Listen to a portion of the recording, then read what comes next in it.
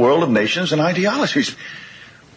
The world is a college of corporations, inexorably determined by the immutable bylaws of business. The world is a business. And I have chosen you to preach this evangel. For all my free market healthcare robbing, stock stealing, retirement fund fucking with niggas. Fuck you little credit card scam and jewelry stealing, crack selling, liquor store robbing motherfuckers. Shout to the homies, Carnegie, OG, Willie Randolph Hearst, Baruch, Rockefeller, the real Rockefeller, my main bitch Leona, bought a little Louis XIII, Scott Rothstein, Jack Abramoff, hold your head, my Rothschild niggas, let's get this money. I spend my day pepping America overseas, pension for the workers, nigga please, embezzlement, etiquette, private settlement, I'm better with Confederate rhetoric from my mansion in Connecticut, foreclose a big close out the tenement, I twist words like a speech impediment, I hope you got good credit, bitch, if not, better get a new job with benefits, while I play golf with niggas and get cheddar with, new money buys brand new carrots, my old money bunch of great grandparents, you got grills in your mouth, I ain't mad at you, I own every gold mine in South Africa, thanks baby, you made me $1 billion, plus I own a building, for each one of my children's children. Hey everybody, welcome to Voice of Run Radio. This is your host, Chris J, here on Friday afternoon. Earlier Friday afternoon on the West Coast. It's 4 o'clock here in St. Petersburg, Florida. It's going to be 1 o'clock over there on the West Coast.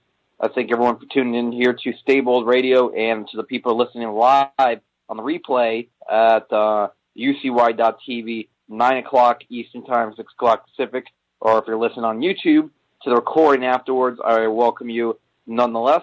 Today we're talking, it's a little bit of a mixed show. Today we're going to be talking, well, the anniversary of 9/11 is coming up on Monday, so we'll be talking about that a little bit, 9/11 truce, and we'll be talking about that as that is Monday, and the show is actually playing Sunday, so the day before 9/11, so this is kind of like our annual 9/11 truce show, I guess you'd say. And on top of that, we're going to talk about the pressing topic that we're going to take a little bit less political turn today. We're going to talk a little bit more about something that's going to affect, for me it's personal, because you just heard where I mentioned my location at, and also towards a lot of the southeast United States, the big hurricane that's threatening right now, the eastern coast of the United States, Florida, and also the Gulf Coast of Florida as well, where I live. It's also threatening right now. So we'll be talking about that as well. Have Michael from Primertime on Sunday will be calling in here in a second, and me and him will host this show together. But yeah, it's all the people that are listening Sunday. If you're listening to this on the replay Sunday,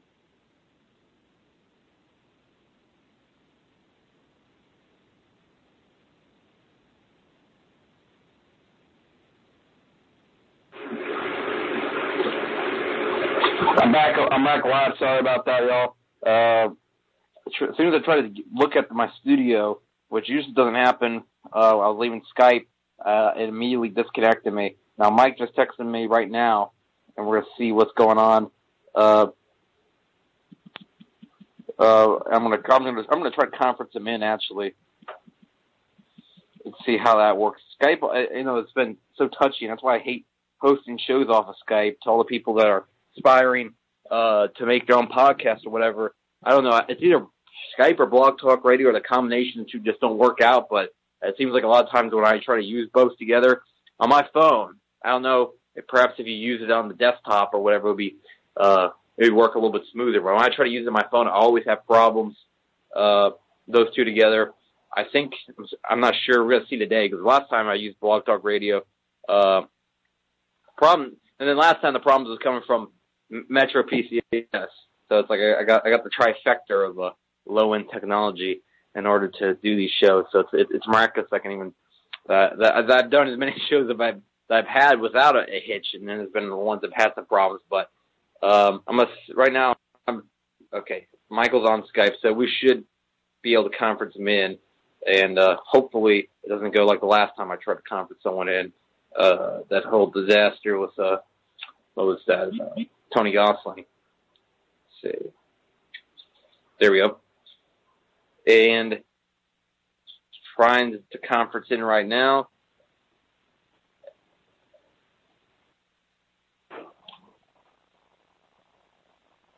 And I'm not.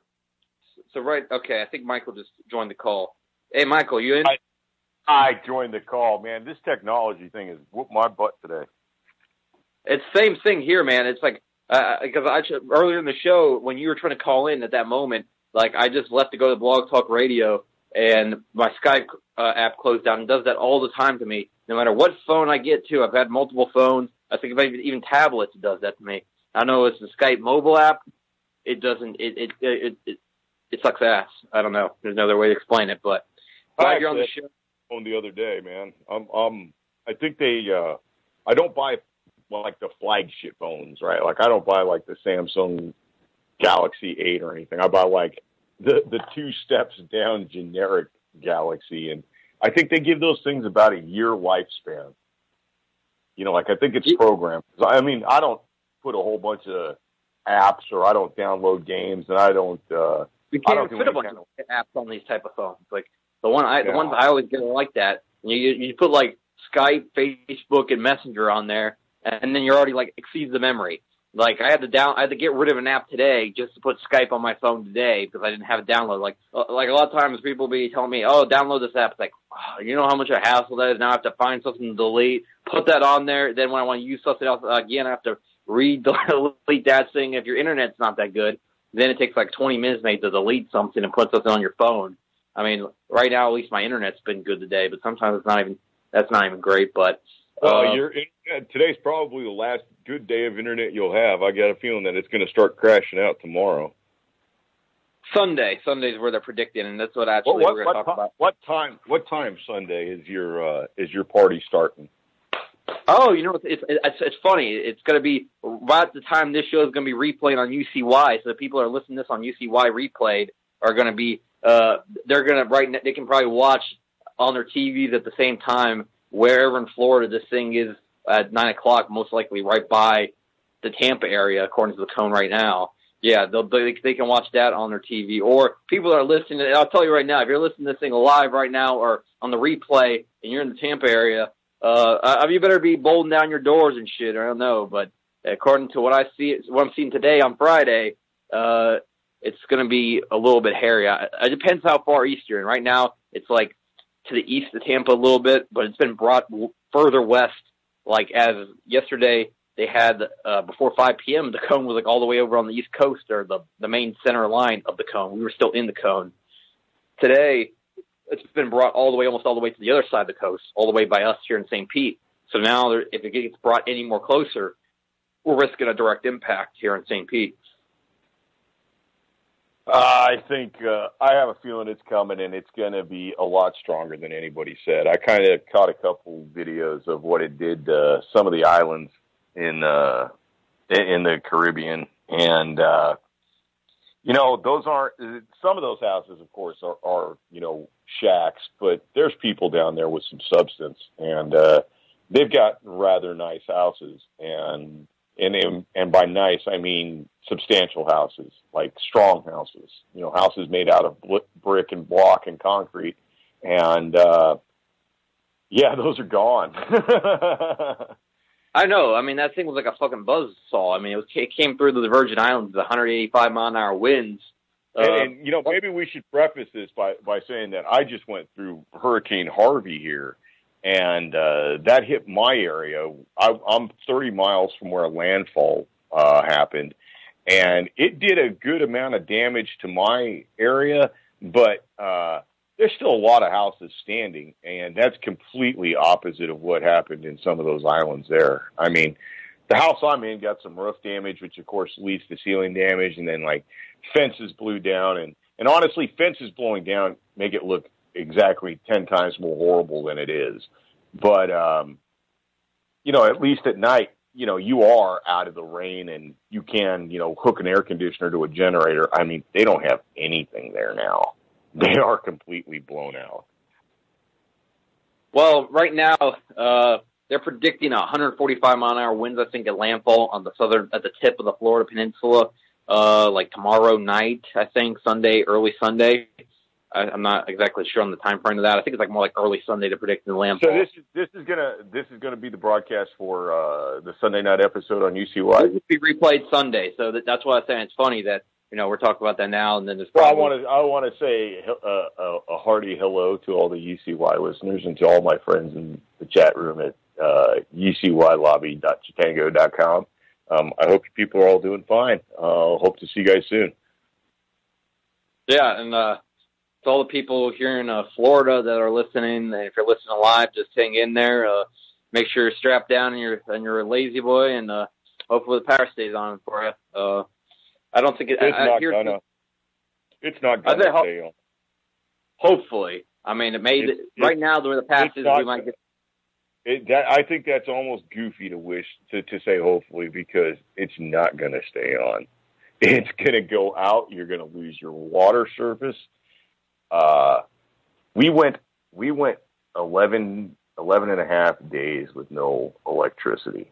Well, you guys took the front end of a Category 3, a Category 4 storm, and you had high Category 3 winds there. We're not expecting to get that as of the moment.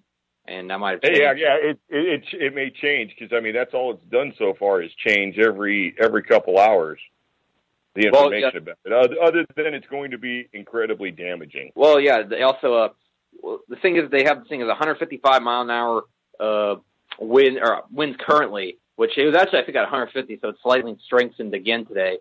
So there's a possibility that it might actually be making landfall somewhere on the southern tip of Florida with a Category 3 winds. I don't know what's the probability of that. That's not what they're predicting. But with my knowledge of how hurricanes work and that this is going through some very hot water, I'm pretty sure right there in the Florida Straits before making landfall, that there's a good chance it could pick up some more juice again before making landfall somewhere in the Everglades, and then or potentially even west. There's some of the models I think are. The European model yesterday was taking this thing like up the west coast a little bit, and it's going to make landfall somewhere around Naples area, and then coming, I think, like up the center of the state after that, bringing it, though, closer than what the models were yesterday. European model predicted Harvey. So it's kind of concerning that the European model had it with such a close impact to this area. I'll tell you what is that there's probably a good likelihood that we're going to be taking the I-35 400 straight up to out of this state potentially tomorrow. Today we have to stay today, but not really an option for us. But tomorrow, if the forecast hasn't changed, then we might be out of here, to be honest. But I mean, this is also every Floridian. It's like it's the big red label when you buy a house in Florida, is that there's the high potential that one day one of these monsters heads towards your area, or you're going to always be haunted by one threatening. I mean, you've had like 10 that threatened this area in my lifetime. Plus, we had one that turned at the last second, Hurricane Charlie, that was literally heading this way. On that day, it moved towards Punta Gorda. So that's what's the problem, though. There's a lot of Floridians don't take it seriously because they say, oh, it's never hit before. There's been so many that they said we're going to hit and they don't hit. And there's a lot of skepticism, but I feel like this time all the chips are going against us.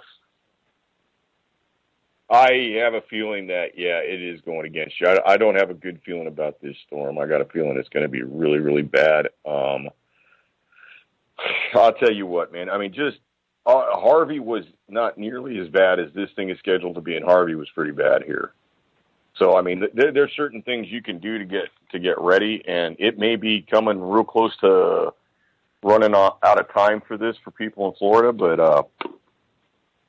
if you make it through this one for the next time, which could be Hurricane Jose, which is just right on Irma's tail, things you can do to kind of get ready. Man, first and foremost, there's a lot of water in one of these things, right? We got 40 inches of rain in 3 hours or something like that. And that water kind of just sticks around. And then it rains for a couple days after. So, I mean, if you're wearing tennis shoes, those things get soaked in a heartbeat. And even something like combat boots get soaked. So I'd say invest in a $25 pair of rubber boots. Get them as tall as you can, up to the knee. I would definitely I'd like to relate that having 3 days of being soaked, like to the bone really, really is uncomfortable. And aside from having wet feet, which is uncomfortable, wet underwear is bad. So I'd do anything to, like, try and keep some way that you could dry off after this. So, maybe keep a towel in a Ziploc bag, or, keep a couple pairs of underwear and a couple pairs of socks in a Ziploc bag. It sounds goofy, but I mean, when you get a chance to put on like dry clothes after being wet for 3 days, oh man, it's such a nice feeling. Yeah, I imagine. Yeah, hopefully it doesn't come down to that. But like I said, is that the forecast getting worse? See, the thing is, it is going to come down to that. You are going to get a ton of rain. You are going to get a loss of power. You're going to lose water service in your community. You're going to have to prepare for this. And then after you've got all this water out there, I mean, we're south of I-10. So what grows south of I-10 beyond, aside from Mexicans? Mosquitoes. So, and I mean, oh yeah, there's gonna be a shit ton of those after. That's gonna be bad. We're the mosquito capital of America. You can say whatever you want about how bad it is in Seadrift and that area with mosquitoes, but ours is worse. I mean, this place is this is the portal to hell where the mosquitoes come from. They're coming from the lower dimensions, man. Right out the portal and somewhere in Florida. It's Lake Okeechobee. That's what it is. It's Lake Okeechobee. That's the portal right there. And they're just flying right out and infesting this entire state. I would hate to see what would happen when there's 2 feet of flood water or something on the ground. How many fucking mosquitoes there would be? I mean, sometimes you'll be outside around here and you just have your arms or legs exposed. You're wearing shorts and a t-shirt. You can't wear shorts and a t-shirt in some of these places because you'll get bit 30, 40 times just sitting outside. I mean, I wear long pants all the time in summer here, not because it's comfortable. It's 100 fucking degrees, but I just don't like getting bit by mosquitoes. I'm telling you, yeah, I've noticed that. Even as much as I'd like to wear shorts in the days past this, I've had to subject myself to the intense sweats that come with wearing long pants and long shirts just to ward off the mosquitoes. Yeah. Plus, I mean, after a hurricane or something like that, the amount of disease and stuff that's in the water, it's worth it. You don't want to. Oh yeah. That's something else. That's a whole nother subject right there. I mean, if you've got standing water, and I mean, as we saw, like in the Harvey stuff, there was plenty of guys in boats running around trying to rescue people, but there was a whole lot of people like out there swimming. Don't do that. Don't do that. They're straight up honest with like no filter. There's poop in that water.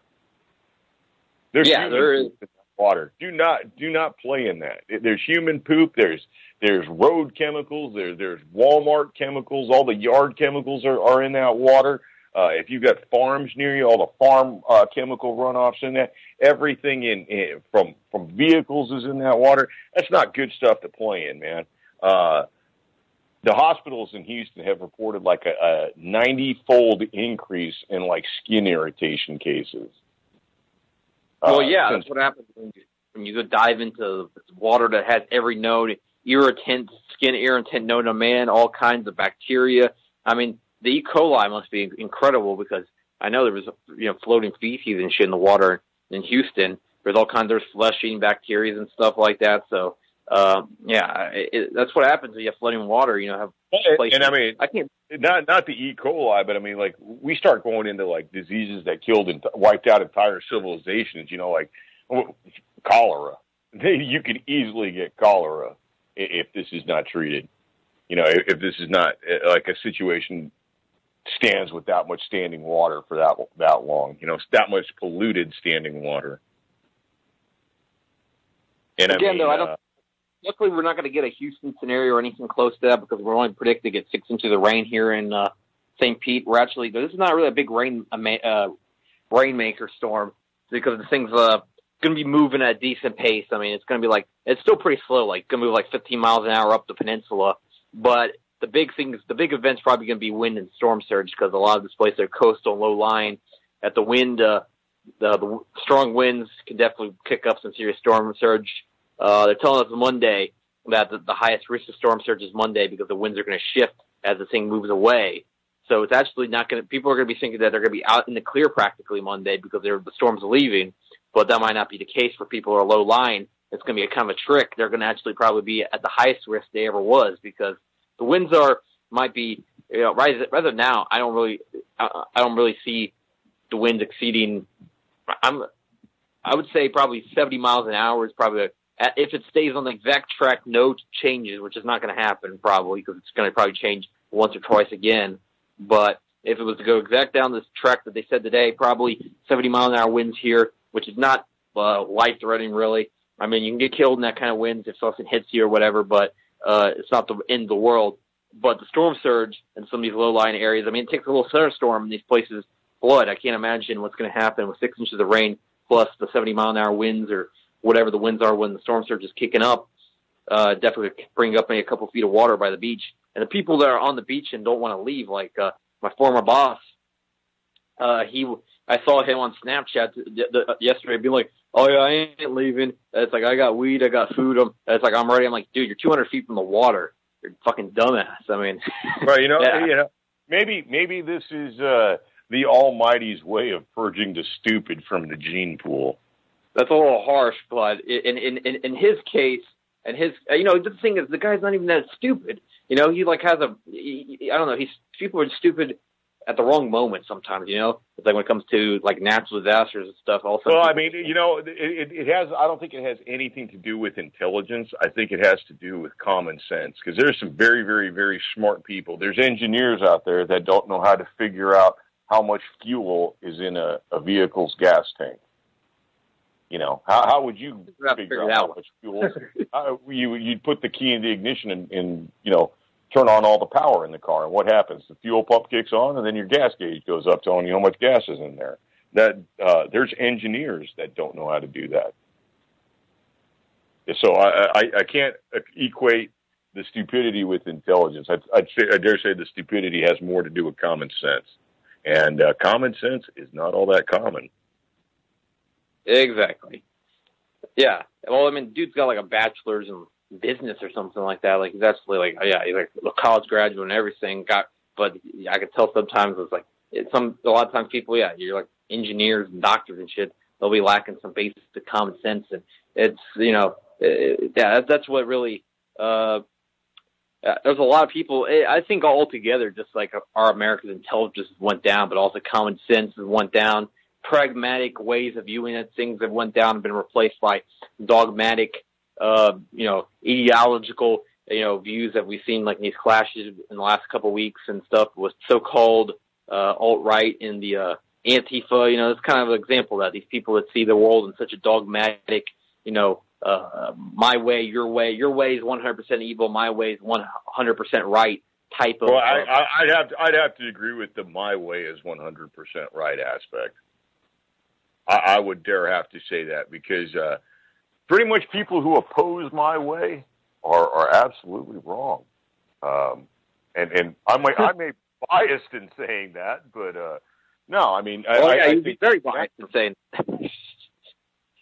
I think that's natural, but I mean, at some point, and I'd like to point to like today's enthusiastic socialist or Antifa member or communist or rabid social justice warrior or equality fighter. They more often than not have a tendency to identify with Marxists and the Soviet Union, and they one of my favorite lines is, "Well, we haven't really tried real communism," and there is no possible way to have quote unquote real communism. So you have what masquerades as communism, what calls itself communism in this world, and that's pretty much a murderous ideology. Because I mean, we start looking at like the total numbers killed by let's just pick like the top 4 communist leaders throughout modern history, and that totals up to well over 100 million dead.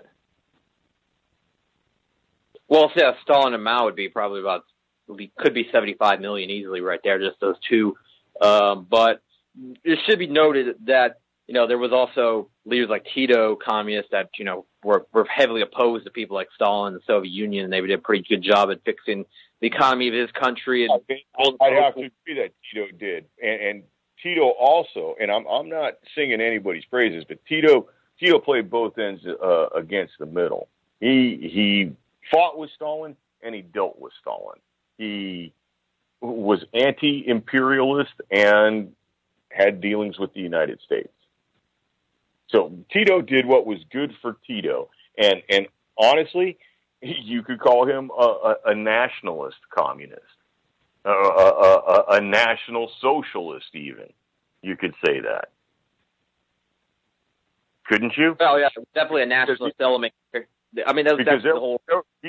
He pretty much resisted the call of global communism, global socialism. Well, 100%, yeah. He went against Soviet. Right. Soviet and Chinese both tried to push like their model internationally on the world. Made the Soviets really believed in internationalism. So every country, no matter how different, no matter if the ethnicities were totally different, no matter that the resources were much different, they would still be pushing a very similar model in Africa, Latin America, the countries that they would be trying to, mainly Africa is where I could think where, because they never really got into Latin America so much, but they got into heavily Africa, and they got into some of the Asian countries, but it really didn't work out too well for those countries. And also, at the same time, you can't, Tito realized that each country should have their own road to a socialist economy. That's what he believed, which is totally different from the Soviets that believed that it was like our way or the highway. If you don't do our way, then we're going to say you're a revisionist, or, they had like their different like dirty words, kind of like that didn't really mean anything, but like in the communist world, it meant like, like the worst thing you could be like a revisionist or be like a reactionary or something like that. You still see we have the exact same thing going on right now. I mean, if you say something that, goes against today's enthusiastic and vocal communists or socialists, what's the first thing they accuse you of? They accuse you of making hate speech, right? And number one, they can't define hate. And number two, the whole principle of liberty is based on free speech.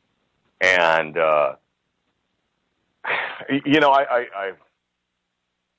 I've seen a meme before, and I've referred to this many times, and it's a tale from somebody who grew up in the Soviet Union and went through communism and before the fall, and he was commenting on the vocal protests that are happening around this time, and was saying that these people who are out there waving the Antifa flag, which, by the way, is the German 1932 Communist Party flag, they're the vocal ones. They're the ones who will bring around the change, but the change isn't meant for them. The change is meant for the poorer classes that they despise. The Cletus, the redneck, the Jamal, the urban thug. That's who the idea of communism is supposed to help, not necessarily the quote unquote well-educated liberal. And at some point during this, the lower classes, Cletus and Jamal, will end up putting the formerly leader of the revolution on their knees and show them the light being the flash of the pistol behind their head for not being sufficiently dedicated to the cause and being the exact same harmful bourgeois element that they were trying to purge in the first place. And at the same time, they don't see the irony of running around shouting, "We must seize the means of production," and then tweeting that on their $900 iPhone while they're wearing a $75 Che Guevara T-shirt and $200 tennis shoes that were made in Vietnam or China. In virtual slave factories. I mean, you see kind of what I'm getting at with that? I do, but I mean, it's how I see it is that, these people that are Antifa, though, a lot of times they don't they don't really have a set political ideology, to be honest. These people are like they're the redheaded stepchildren of socialism, to be honest. I mean, a lot of like the people outside the United States are like I'd almost disagree with that. I'd say that they're along the lines of the useful idiots Lenin spoke about. They are the foot soldiers of Bolshevism. They're not the leaders. They're the foot soldiers. They're the ones that get ground up in the riots. They're the ones that get shot by the inevitable rise of the equivalent of the Freikorps that will, because there's you split it up and it's not necessarily 50-50. It's not, half the people in the world, in the United States are social justice warriors and half the other people in the United States are Nazis. And I dare say that a larger percentage of the American population would lean towards what is now being called, white supremacist, Nazi, bigot, racist, one basket of deplorable kind of crap. I think that there's a much larger percentage of people that lean towards that ideology, if they don't necessarily embrace the whole thing, then lean towards the radical seize the means of production and everybody must, help everybody else and, to each according to his ability and his need and all that kind of stuff. And then on top of that, the people who run on the right side, the supposed, in this straight up 50-50 dichotomy that we're kind of like discussing, the people who are on the right side buy guns and ammo. And the people on the left side worry about what bathroom, a transsexual can use. And in that fight, dude, the guy with the 12 gauge wins every fucking time. Every fucking time. I mean, what are you going to do? Hit him with like a transgendered bathroom sign?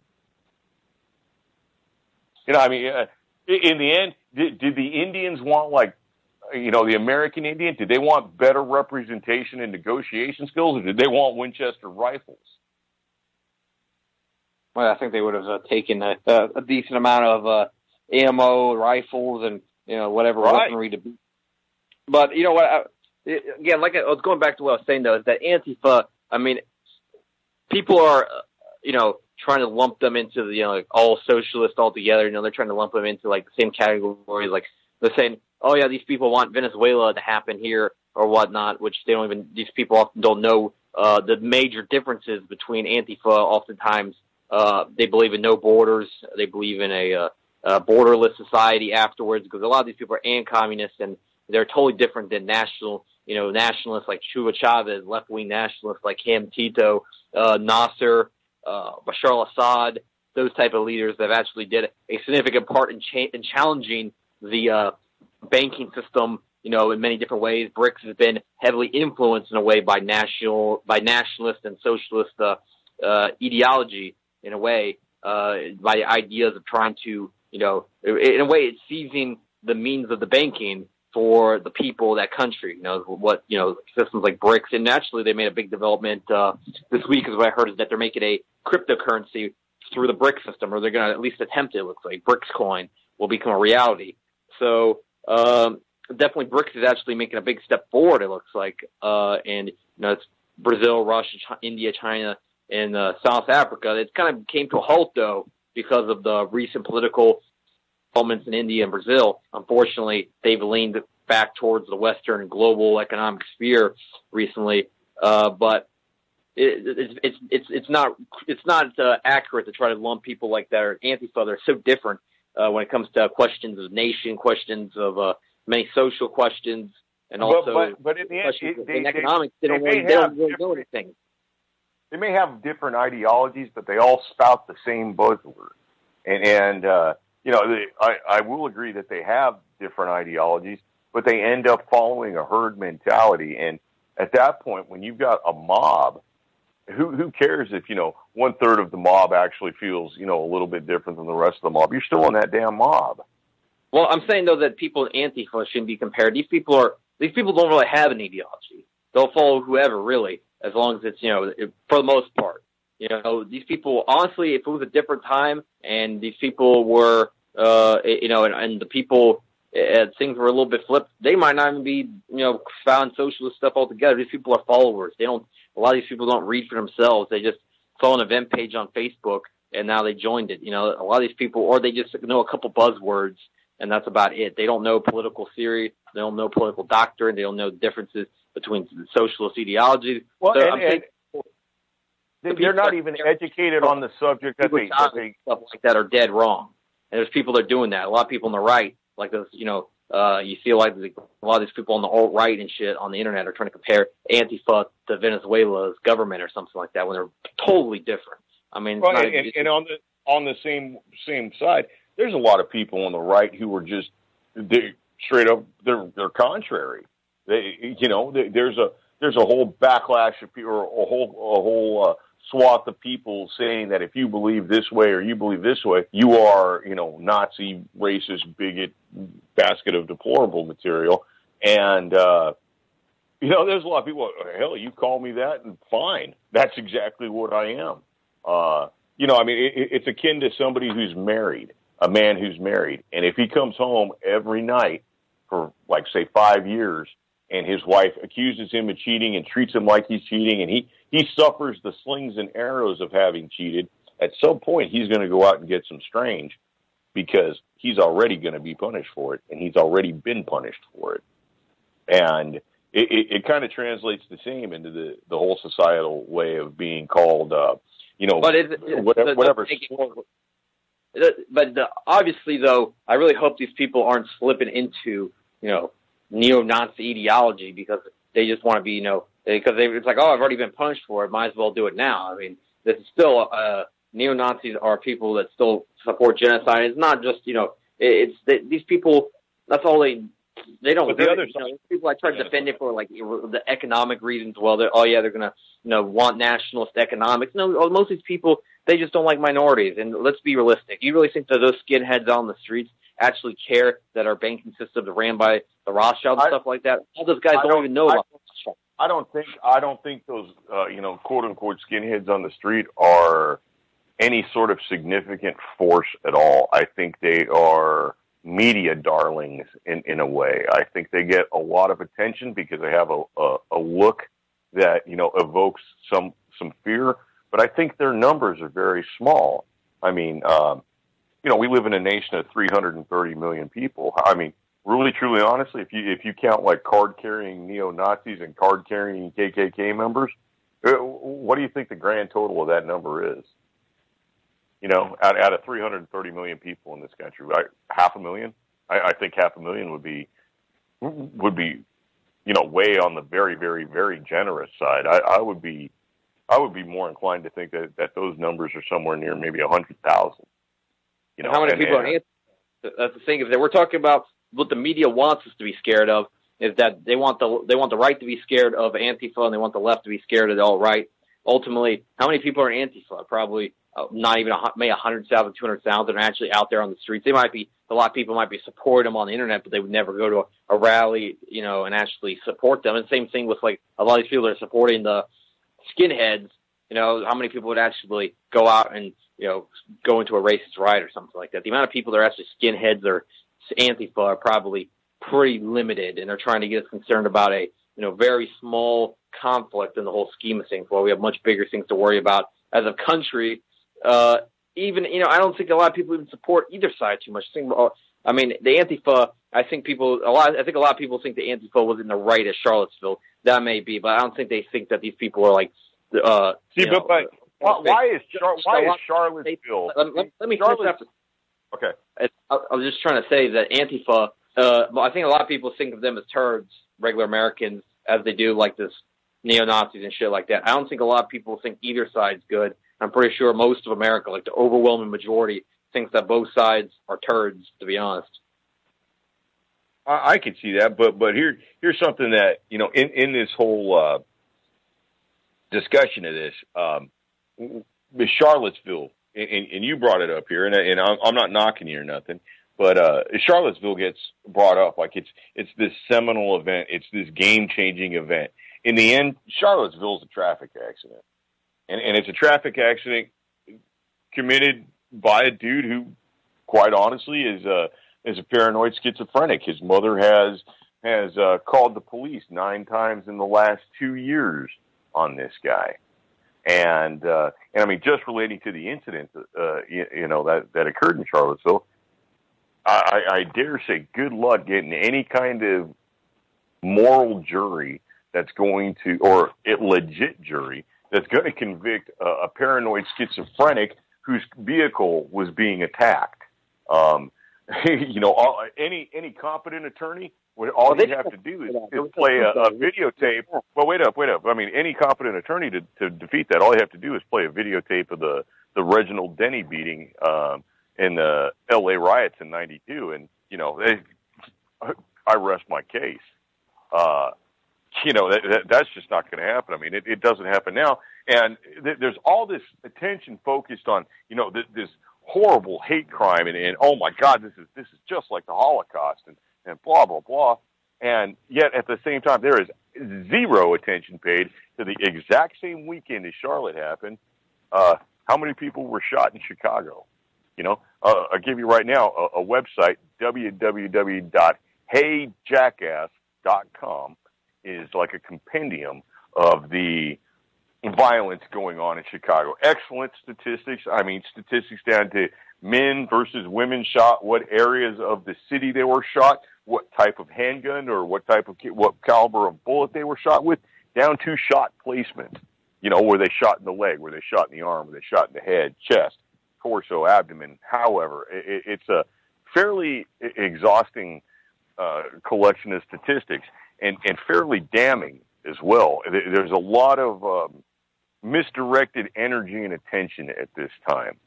And honestly, do you want to live in Chicago? I mean, like, if they said, okay, Chris, here's $1 million, you can now move to wherever you like in the United States. Chicago in your top 3? Wouldn't be in my top 3,000. Yeah, it wouldn't be in my top 3,000 either. I mean, Chicago would be one of the last places I'd go. I mean, honestly, that's not what I want to be in. I've been to Chicago before. I'm sure that a lot of areas of Chicago are very, very nice, but there's an outstanding gang problem there, and plus you got a Mossad agent, a ballerina as mayor. Well, you didn't even make it fair. You made it top 3 cities in all of America, or top 3 places in all of America. I mean, come on. There's probably 50 places in America where you can see titties at the beach. I mean, come on. I'm gonna pass that up for Chicago is what you're asking? Well, yeah, but I mean, but what I'm saying is that it's not, aside from, sports culture and maybe some food, there's not a big draw that counters the weight of the violence in Chicago. And I really don't like how that violence that occurs every weekend, and not only every weekend, I mean every day of the week there, is totally ignored. And in essence, a traffic accident in Charlotte becomes, top story nationwide news. This is the beginning of the new, racist uprising. This is how Hitler started. Bin Laden used to run people over in parades. Every stupid thing that they can say has been said about this, with absolutely zero attention paid to, real stuff going on. And I mean, I don't even want to discuss how the woman actually died, in Charlottesville, but that guy did not run into that girl. That guy ran into another car, was smashed into the girl who was between that other car and another vehicle. So in essence, she was blocking traffic. Play stupid games, win stupid prizes. Yeah, but blocking traffic is no reason to get ran over, especially. I mean, well, it's not necessarily a reason to get run over, but if you're in that place where you're blocking traffic and some of your cohorts attack somebody who may not be mentally sound, you're kind of responsible for the that they actually attacked that car. I thought they debunked that part about supposedly beating the car with bats. I mean, there was attacks on other people and clashes, of course, where I think they hit him with baseball bats, other all riders, but him specifically, I don't think there was any proof of that. I think he just went out and drove. I don't know. But if he was mentally unsound, I don't think it would even have taken perhaps him getting hit to have been provoked. But my question is, why? I mean, why the hell was he even there? It kind of shows a lot about our mental health problem in America. If that's the case, we have no mental health care in this nation. I mean, there's none other than, it's okay to make people who may be right wing who have a mental illness, but if you make somebody, you accuse somebody on the left of having the mental problem, well, then you're just, back to the same Nazi, bigot, racist, deplorable thing. And I don't know. I think people see the double standard. I certainly do. Well, my point is that about the Charlottesville, it's just the media trying to divide people using two forces that are practically non-existent in the political sphere. Is that ultimately, if that the alt-right is limited, really the amount of people that are actually devoted to the movement is probably pretty limited. I mean, there's a lot of people that share what Pepe memes and stuff like that on Facebook, but ultimately, even those people are kind of limited in itself. Because for the most part, I think people look at them and like, why are they showing cartoon frog memes? They're kind of weird, aren't they? They just pass on that. And the social justice warriors, people see them talking about like how we need to put new pronouns for dogs and stuff like that. I mean, that might be a little exaggeration, but then they're like, what the hell is wrong with those people? For most average Americans, they see alt-right and social justice warriors as pretty kooky, and they are probably more compelled to like actual, finding out about actual problems. I think there's a lot more they're concerned about. They're trying to get people into these phony, they're almost like, you could almost call them AstroTurf organizations set up by a larger conglomerate trying to just divide people, these two movements. While the real movement that's getting bigger in America, I think, is the movements for towards a major, against the banking system. A lot of people want banking reform. A lot of people want they want serious economic reform, perhaps economic nationalization. I think is becoming a more popular topic amongst Americans that are involved in politics. And also, I think a lot of people are looking for a more isolationist approach towards our foreign policy, and no longer being the military arm for the bankers. A lot of people just really are going for, I think, that the nationalist movement, a real nationalist, people not, skinheads and stuff like that. Those people I don't even qualify really in the nationalist movement. They're just shitheads. But nationalists, real nationalists, and people economic nationalists specifically maybe, has went way up in recent years as more information about the Federal Reserve, more information about 9/11s came out on the internet. I wanted to get to that at some point in the show because this is playing Sunday. Monday is the 16th anniversary. I usually do a 9/11 show annually every year, going back to 2014. It's not the oldest tradition, but this is the fourth one. So it's becoming a tradition. But yeah, do the annual 9/11 show. I guess we'll at least get to part of it on this show later and talk about some of the obvious things that have been probably said 200 times by other people on the internet, but I'll get to mentioning that. But still, I think this is the whole Charlottesville thing was a big distraction, and it's kind of unfortunate that it took a hurricane in order to break up that news cycle. I think when Harvey came about, that's when it kind of faded out the news a little bit. But and they're still trying to push that in the news cycle. I mean, CNN is now being forced into covering Harvey and Irma and possibly Jose on the way, but they're still trying to is this hurricane possibly a result of Trump colluding with Russia over global warming? And whatever, you people are lame. I actually saw an article from Libertarian. It was like a Libertarian Republic or something like that, which is like they're a libertarian page. I don't know, but they were trying to say that Russia was using a super weapon against the United States or something like that. Like a HARP type. I don't know enough about it. I be honest with you, there's a lot of money spent. Who's to say, that they don't have it's the United States has a HARP, so if we have a HARP, everybody else. I don't think HARP has any kind of. HARP doesn't have that kind of power. I mean, to make and steer a hurricane is ridiculous. It might. I mean, there's a lot of stuff that we don't understand about, high energy radio waves. It's theorized that HARP can actually cause earthquakes. Well, there's just a little stat. I'm pretty sure this is what I heard, is that Category 1 hurricane has more power in it than every power plant in the world combined. A Category 5, I know this for a fact, it has 500 times more power than a Category 1 hurricane. So I don't know if HAARP's going to be can deal with that kind of can stir up a Category 4 or 5 hurricane. I mean, it sure there's a lot that us regular people, us commoners, don't know about their technology. Well, I mean, I feel like saying that kind of thing really without angel proof, that was just it's dangerous to be trying to accuse Russia of accusing Russia of making weather war on us is fairly asinine in my book. Anything having to call this anything other than a natural event,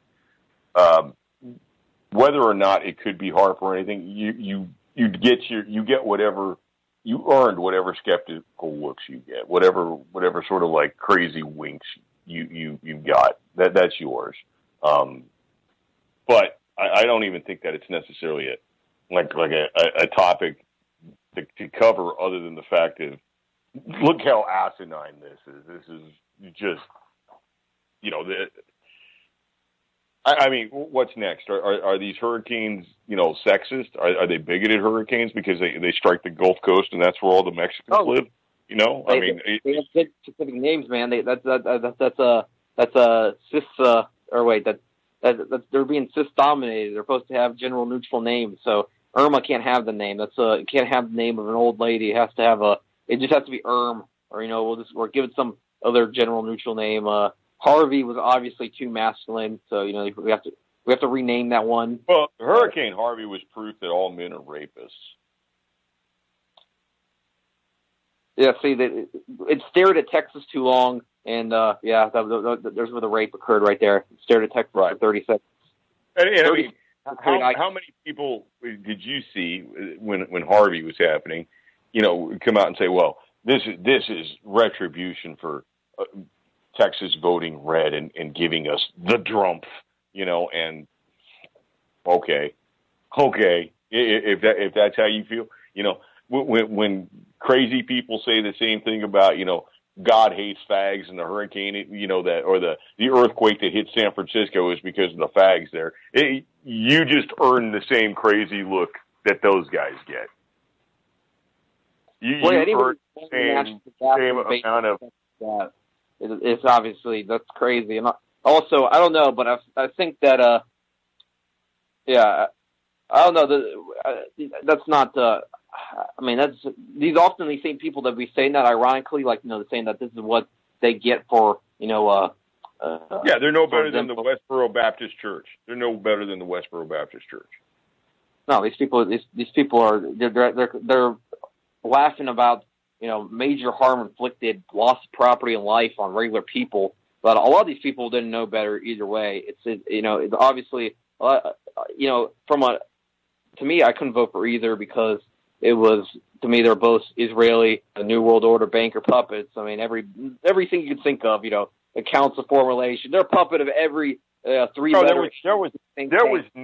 there was no good candidate in the American election, and I voted for Trump because Trump was not Hillary.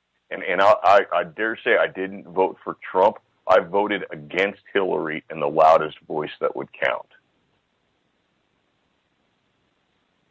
So yeah, if it came down, to be honest, if I actually believed that the election actually meant anything, there was actually believed electoral promises and all that shit, and actually believed, that there was actually would be a difference between the two candidates, I probably would have voted Trump, to be honest, because, at least Trump wasn't asking for World War III during the campaign with Russia. Now that he's actually president, relations with Russia are an all-time low, which that's what I expected. I knew it was just going to get worse no matter who was elected, because that's the plan. That's what they want. They want us to fight each other.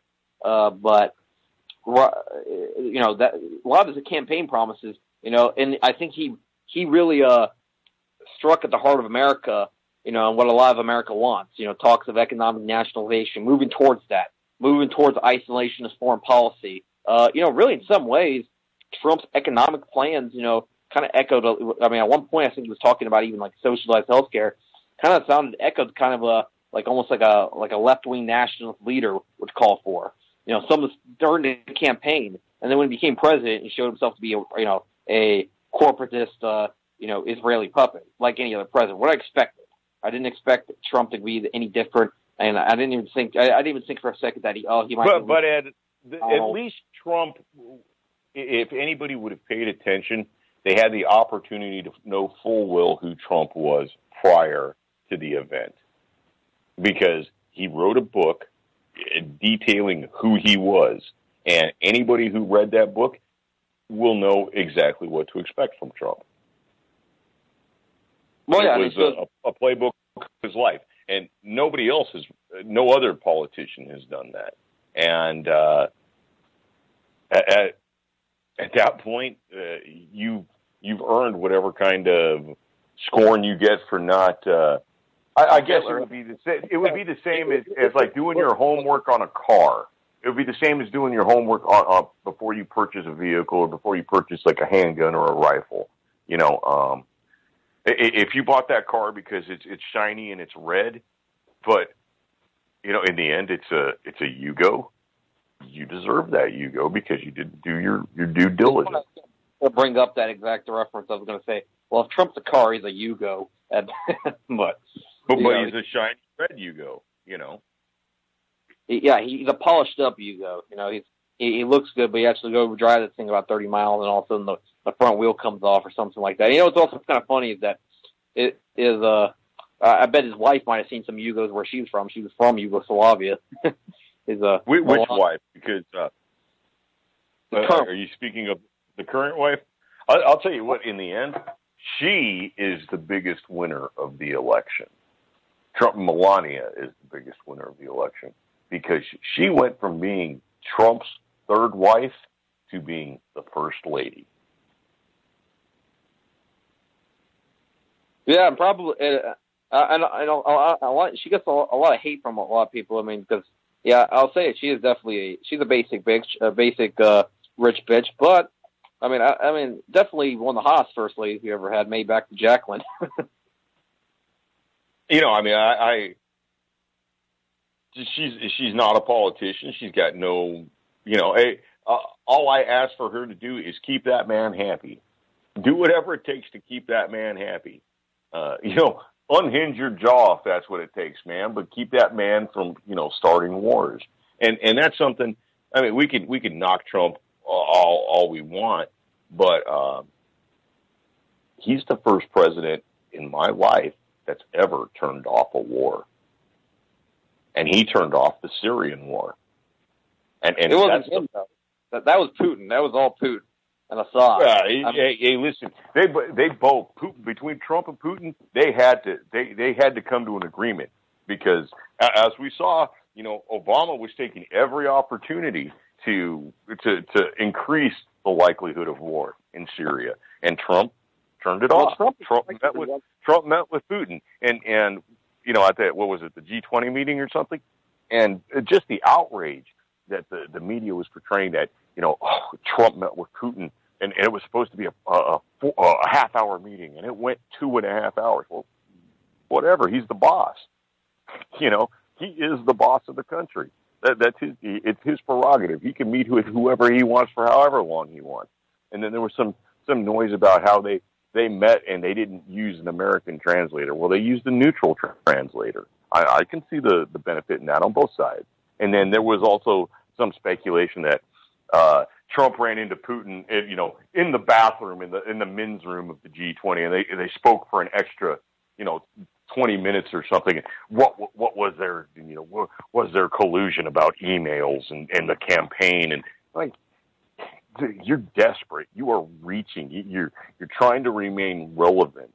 And I mean, in regards to the Trump and Russia stuff, you know, CNN totally was on the ball. They came up with a name, address, serial number, social security number, date of birth, PIN number, access code for the guy who made that wrestling tweet, like within 48 hours. They had that shit nailed down. Here we are, 8 months later, and they're still screaming about, you know, hardcore evidence about Trump and Russia, and they have yet to show anything.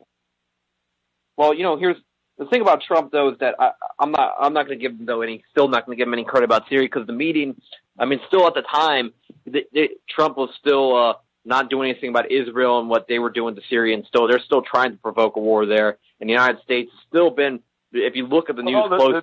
The way I see it. Let me get my point out. I wasn't even close to finishing my point. All right. But the United States has been still there's been clashes where the United States got too close to the Syrian army and stuff like that all summer. I mean, actually, there's been all kinds of provocation under the Trump administration against the Syrian government. I think that the meeting was more or less made perhaps just for a temporary ceasefire, restaging perhaps, so maybe that the United States could try to save more of their assets. Because, look what happened the other day in one of the last cities to fall. It looks like one of the last cities to fall to the Syrian army is going to be Deir ez-Zor, or it's a city over in eastern Syria, a big city. It was like a pocket for a long time, the entire war. This has been a pocket for government troops. And ISIS took it over last year after a accident by the United States military where they killed 106 Syrian soldiers that they thought were ISIS, and then ISIS actually ended up taking over the city, I think, a couple months later. Yeah, isn't that convenient how that worked out? Oops, sorry. Yeah, the United States might have actually dealt the deadly blow that actually let ISIS take over. But now the Syrian government's coming back in, and the United States is airlifting, I saw reports, ISIS commanders out of the city. I mean, I saw that too. And I mean, that kind of made me take a double take. And it wasn't necessarily a well-publicized story. I mean, it made the papers and all that. It made websites, but it didn't receive half the attention of, did Trump and Putin do this? Is this email from Trump's son indicative of collusion, blah, blah, blah. It didn't even come within 3 miles of the popularity of that. And honestly, that's much bigger news than, any kind of speculation about Trump or his kids and the Russians and blah, blah, blah. And really, you get down to it, Trump's collusion with the Russians, I'm sure there is collusion with somebody. He's a global businessman. I mean, he's got properties, he's got businesses in almost every nation of the world. But Trump's collusions with the Russians have nothing to do with the Kremlin or Putin. Trump's collusion with the Russians have to do with the Russian mob. And I have a feeling that's why our media, which is controlled by a certain interest, will not actually get to the bottom. They will continue to make speculation and innuendo and cast dispersion on Trump and his association with the quote-unquote Russians, but they won't ever get to the actual heart of what he did with the Russians, because that indicts the same people who control the media, because Trump's actions with the Russians weren't with the Kremlin or Putin, but they were with the Russian mob. Remember that Trump owned casinos in Atlantic City, New Jersey, and who owns Atlantic City and New Jersey?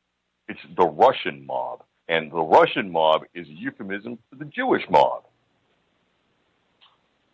I mean, Trump borrowed what, $200 million in 2008 or 2007 from a non-banking source.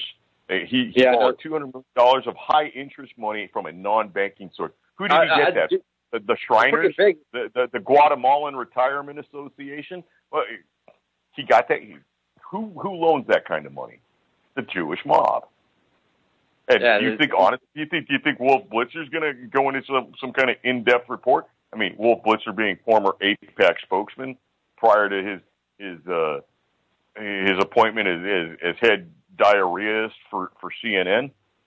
Do you think he's going to expose that? Absolutely not. He's going to talk about Trump and Putin and the Kremlin and this, that, and the other, and Cold War-ish kind of shit. He's not going to touch anything that's got anything to do with the truth, because it indicts what he's paid to propagandize. Well, the Russian mafia, they're like the 1990s version of the Bolsheviks, practically. They were about to take over a period of major instability in the Soviet Union when they were collapsing, and they pretty much took over the country in the early 1990s, all the way up to the time of Vladimir Putin's arrival. I would say Yeltsin was ultimately just pretty much a mole for the Russian mafia up in the Kremlin. So at that time, if you were, I'd disagree with you. I'd say that Yeltsin was a CIA stooge. Remember, there's that Time magazine cover from what is it? It's 1992, and it's got a picture of Boris Yeltsin. This is right after the I guess you'd call it the Russian White House coup, and where Yeltsin took power. There was tanks on the streets of Moscow, and they fired at that Russian White House, which is like their That's 93, October 93 that happened. The October 93, right? Well, that Time magazine cover, and I mean, you could just type in, Boris Yeltsin yanks to the rescue, and that will come up. And I mean, that was the title. That was the front page of Time magazine. There's a picture of Boris Yeltsin holding the Russian flag and an American flag, and the title is "Yanks to the Rescue." What is that? Well, is that inconvenient fact we're supposed to ignore? Yeah, they meddled multiple times in the 90s in Russia to try to prevent it from going into the... Well, what I'm saying is the CIA manufactured that Russian election. The CIA put Boris Yeltsin in. Because who was his opponent at that time? There was a man named Boris Zhirinovsky. Boris Zhirinovsky was a virulent Russian nationalist. Vladimir Zhirinovsky, but yeah. Vladimir Zhirinovsky. He's a virulent Russian nationalist. He's a former communist or whatever, but he believed in his nation, and the United States could not have that man coming into power. He was dangerous. Well, I'm not sure about now, but I saw that he sold out at some point, but I saw that either him or his party now supports Israel. So definitely that's changed. Maybe back in the 90s, he was, I think that party's more of they're more of a front than anything potentially. Zhirinovsky's not really maybe this change in leadership. I remember seeing something along those lines, but yeah, I believe of course they would rather have Yeltsin though than that liability that was Zhirinovsky. And I think 96 actually, Time magazine, it was actually him versus Zyuganov of Gennady Zyuganov of the Communist Party, and I think they picked Yeltsin over him because again they liked exactly how it was the oligarch ran state of the 90s, and but ultimately Yeltsin felt to such disapproval that he was pretty much forced to hand over the leadership. And yes, Vladimir Putin, the one thing he did do wrong, I would say, but it was necessary for his uprising to power, is that he, in exchange for his pretty much being named successor to Yeltsin when he resigned, he pretty much told Yeltsin he wouldn't be arrested for his all the horrible things that he did in the 90s. I mean, it was necessary for Russia's survival, potentially, that move, and it was a sacrifice that was necessary. And Yeltsin died in 2007, so he was an old man anyways. It wasn't like he was an old drunken man. So it was like I think Putin knew he would die soon anyways. It wasn't really worth the trouble of trying to fight and put in jail and potentially lose the possibility of him gaining leadership over it. Putin's he's a well-crafted. He's an ex-KGB guy, so he's very good. Oh, Putin's a killer. I mean, in the end, I'm a little bit older than you, so I remember the Reagan presidency very well. And I remember when Reagan went to Moscow. And there's a very, very famous photograph of Ronald Reagan in Red Square, and he's got several Russian children around him, and there's all kinds of people around Ronald Reagan who are admiring him. In that picture, with the camera, dressed in correct period Eastern European fashions of the time, is a very young Vladimir Putin. I thought that was a fake photo. I don't know. That's not a fake. That is a real photo. Vladimir Putin was there at the same time Reagan was. And honestly, Putin's one of the more wealthy men in the world. And I can't begrudge him that because, I mean, look, Eric Cantor's one of the more wealthy men in the world, and Eric Cantor's a complete goddamn scumbag. Wait, well, who you said was the one of the most wealthy? Putin is, and so is United States. Is he a congressman or used to be a congressman? I think he was out this last time. Eric Cantor, one of the richest men in Congress. He's a scumbag. Yeah. Well, his wealth is very close to what Putin's is. I don't know if it's up by where Putin is. I mean, Putin's got. I don't know. It's overestimated though. It's like that's kind of hard to judge. I mean, there's ridiculous things. I don't think that Putin has 200 billion. People are trying to say that he has 200 billion. Probably more accurate, probably about 40 billion, to be honest. I mean, yes, he's a very, very wealthy person. I think they're trying to take a lot of his, things that is fingers that he has in state enterprise, perhaps, it may they're trying to extrapolate some stuff that's not exactly there to get to that 200 billion. Some people say that he's the richest man on the planet, which again is people that don't have any knowledge of the real rich class, like the Rothschilds and such, that way surpass, anybody in the hundreds of billions. They're in the trillions, these type of people. But that's private fortunes. They usually just go by singular person. Right now, I think the guy that owns, it's the guy that owns Oracle. I think it's not Bezos.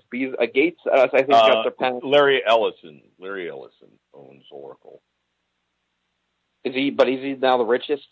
I think Bezos and Amazon is the richest, or the richest on paper. And honestly, I think the richest man in the world is who's not a royalty. I'd say like the royalty or a Rothschild is Jack Ma from China, the owner of I believe it's Alibaba, which is like the Chinese equivalent of Amazon. I think he's the richest man in the world. I don't think they have and then I think from there, I think it goes to Carlos Slim, who is a Mexican guy, a Mexican of Russian descent, who owns basically all the mobile telecom in Mexico and a large portion of Central America. He's the man when it comes to getting a cell phone in Mexico or Central America. It's through him, and he's also got his fingers in all sorts of like entertainment, movies and TV stations. And I mean, novellas and stuff like that. Well, but we can also look at like, right now Mexicans are a hot topic, right? Well, number one, Mexican is a generic term for anybody who is shorter, browner, and less English speaking than you. So Mexican could be Guatemalan, Honduran, El Salvadoran, San Salvadoran, Nicaraguan, Costa Rican, Brazilian, Colombian, Venezuelan. They're all Mexican. I mean, in the end, because we're kind of like a dumb nation in that way. We're very insular, which leads us to have less understanding of people. So Mexican is a term like Xerox.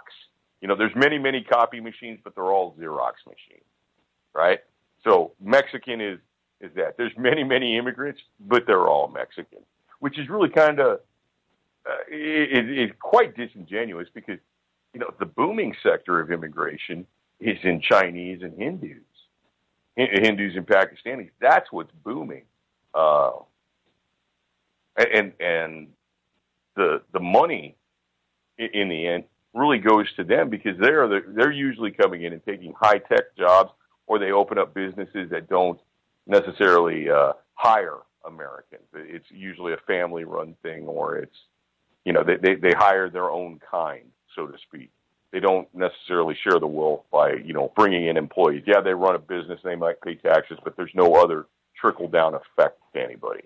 But the focus is blamed on the Mexicans because, damn it, they took my lawn mowing job. Well, whatever.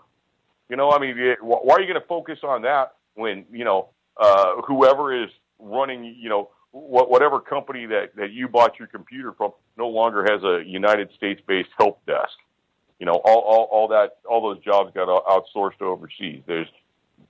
We don't make any TVs in this nation. We don't make cell phones in this nation. We don't make anything electronic in this nation other than like Tomahawk missile parts.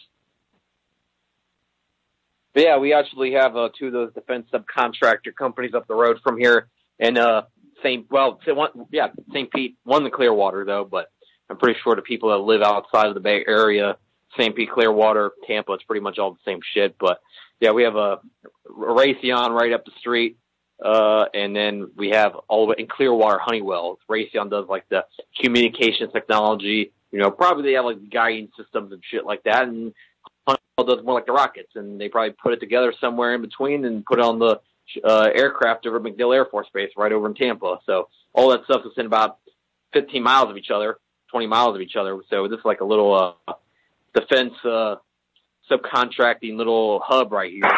Excuse me. We actually, that MacDill is actually the Southern Command. It's like one of the most. Yeah, Southern Command. Yeah, that's a pretty big. That's a pretty big military to do. There's a bunch of different commands, and Southern Command and AFRICOM And I believe AFRICOM is based out of Incirlik, Turkey. I believe those are the two most rapid growing military segments. And I'd almost like to say that Southern Command is to pacify what is, in essence, already the United States. No matter what they say down there, they're ours. And AFRICOM is getting ready to battle the Chinese, who are rapidly taking over Africa. And in the end, Africa is the prize because it is the land of untouched billions, trillions in mineral wealth. Afghanistan, too. And I'd almost like to say that, the United States has prolonged the war in Afghanistan, number one, to benefit the defense contractors and, banking interests that say, well, we need this war because we have to finance these things. But I'd almost like to bet that we continue to create this war and push the expanse that where we make the front line and, we build outposts and whatever for billions of dollars that never get used until the Chinese move in and take over it. I think I'd almost like to bet that we put a good chunk of money into that as a form of paying debt to China. Like they don't necessarily want dollars; they want something that will actually amount to something in the future. And a military outpost in an area that's loaded with mineral wealth that they can come in and set up whatever kind of command to start extracting that wealth. I think that's a hell of a lot better than getting the equivalent amount of money in dollars. And that may be something that's coming down the pipe. Maybe that's what's keeping the dollar alive right now. You and I are going through these massive hurricane events that are coming down, and here there was a lot of flooding with these events, and they say that 100,000 houses in the Houston area and 150,000 cars were flooded. Well, insurance is going to pay out on those, or is insurance going to pay out on those? Because insurance is a bank, right? And if these insurance companies go bankrupt, will there be another bailout, 2008 style? And if there is another bailout, will the Chinese continue to play along with it? Hey, now you mentioned Afghanistan and over there, and I was thinking about also how China's mentioned that they were going to potentially take over the military operations. That it might shift over to the Chinese eventually. But I was thinking, since you were talking about Afghanistan, I want to get to one of the main topics I wanted to hit, and I haven't hit during the show, is that this endless war. There's ultimately that one event that they told us is the reason why what's kicked it off in Afghanistan. Now we've been in there. Now it's about to be 16 years. The big event that kicked it off is the anniversary is Monday, 9/11. And I find it funny how still this day, I every year, I don't know, I feel I keep trying to hold on to that hope that one day it goes over the threshold of maybe 30% actually know what happened on September 11th and know what really went down, not what, of course, what we've been told for 16 years about boxers getting on a plane after, these Muslims that apparently like to partake in, they're radical Muslims, but then they drink and watch porno tapes or something like that, and all kinds of inconsistencies with the character profile, the actual physical happenings of the building, and just a ridiculous sequence of events that apparently led to destruction of Twin Towers, Pentagon having a massive hole in it, and a plane getting vaporized apparently out in the countryside of Pennsylvania, and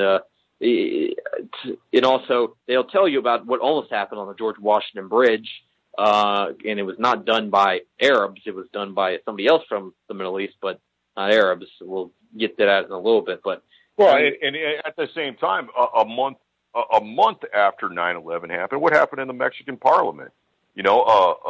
An actual Israeli citizen and a recent Mexican immigrant from Israel who happened to be I think he was a colonel in the Israeli military before. They had went into the Mexican Parliament building and they were planning to shoot it up and throw grenades. They were arrested. Both of them had handguns. They had probably 9 grenades between them and something like 400 rounds of ammunition. And nobody has ever heard of that. To be honest, I totally forgot. I think I heard about it once before, but I totally forgot about that. I might not even have heard about that before. Right. That to me, that's a great big wake up call, and that was a shut it down moment as well.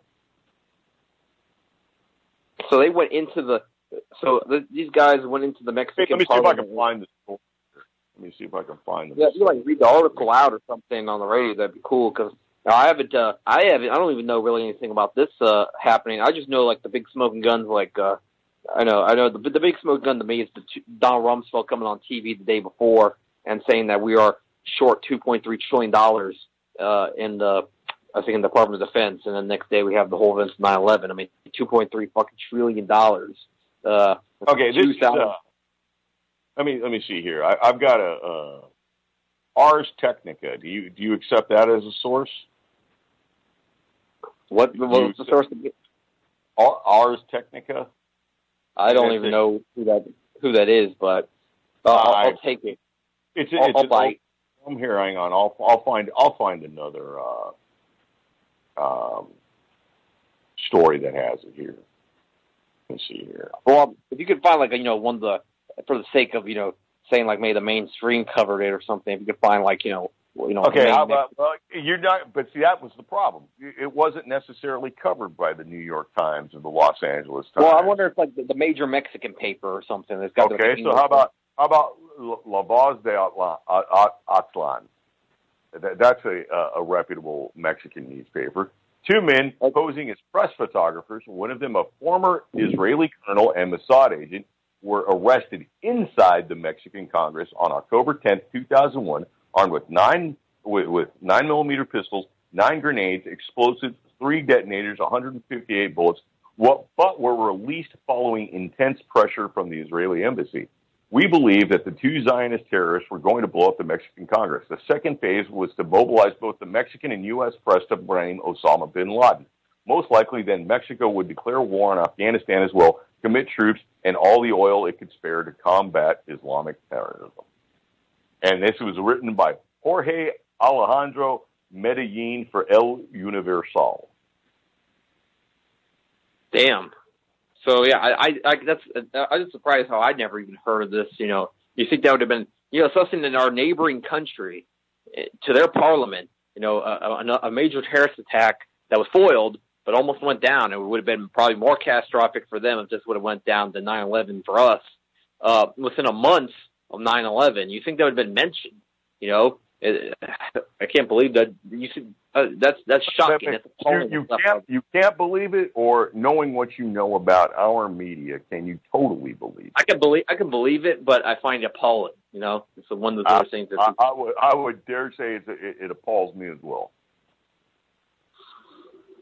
Because this is that was right there, almost that would have been the worst terror attack probably in modern history of when it comes to the effects of it. I mean, perhaps if they were successful, they actually shot up a bunch of parliament people there. That would have been maybe the worst in a major country. Not talking about Uganda or something like that, but in Mexico, that would have been one of the biggest events in the 21st century. But damn, they foiled it. But then again, yeah, it's one of those moves I think of where that kind of brings up the question. So if this was a foiled attack, with the